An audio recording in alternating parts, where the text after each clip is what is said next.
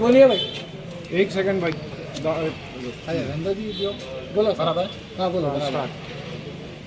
अस्सलाम वालेकुम, नमस्ते, सत श्री अकाल।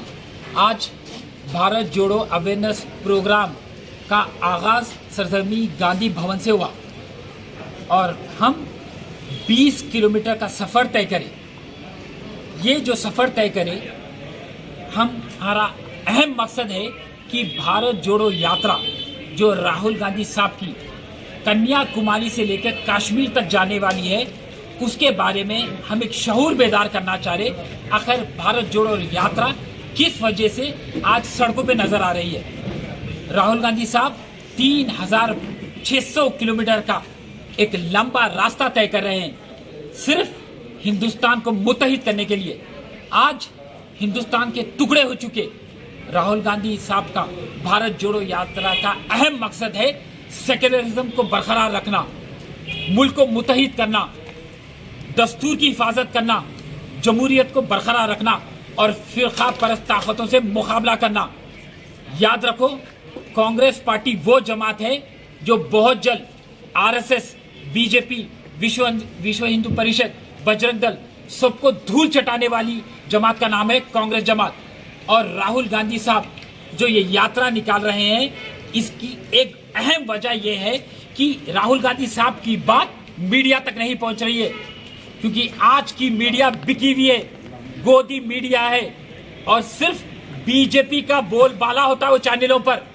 तो कांग्रेस के राहुल गांधी साहब को यह समझ में आया कि अगर से बीजेपी नरेंद्र मोदी के नाकामयाबियां बयान करना है तो आवाम के दरमियान जाओ और नाकामयाबी बयान करो, ताकि हिंदुस्तानियों को भी समझ में आना चाहिए कि किस तरीके से ये बीजेपी की हुकूमत हमारे मुल्क को तबो-ताराज कर रही है।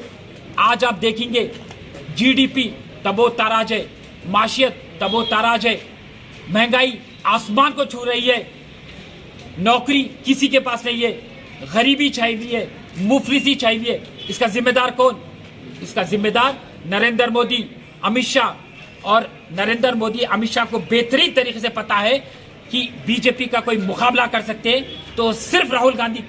यही वजह है कि वो सेंट्रल फोर्सेस का इस्तेमाल कर रहे हैं, ईडी का इस्तेमाल कर रहे हैं। और नरेंद्र मोदी और अमित शाह कम तरीन वो लोग हैं और कमजोर वो लोग हैं जो सोनिया अम्मा, 70 साल की सोनिया अम्मा को ईडी की पूछताछ के लिए बिठाए और उनके फर्जन राहुल गांधी को 6 दिन तक ईडी पूछताछ करते गई।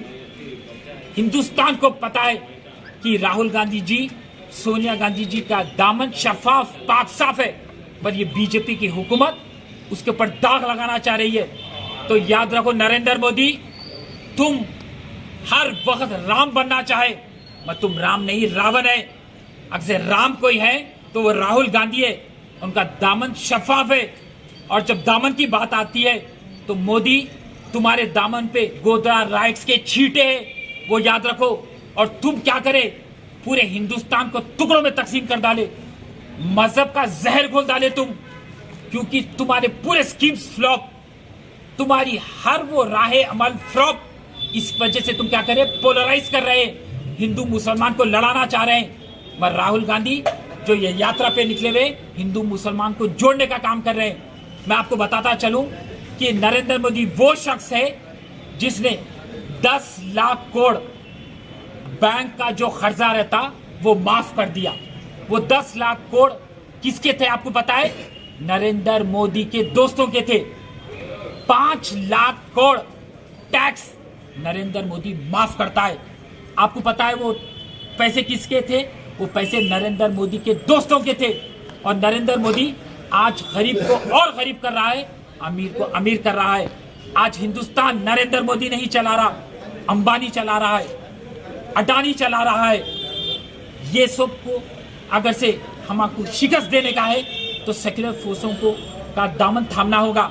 नरेंद्र मोदी के जो मकसद को का पर्दाफाश करना है तो भारत जोड़ो यात्रा का आप हिस्सा बनो।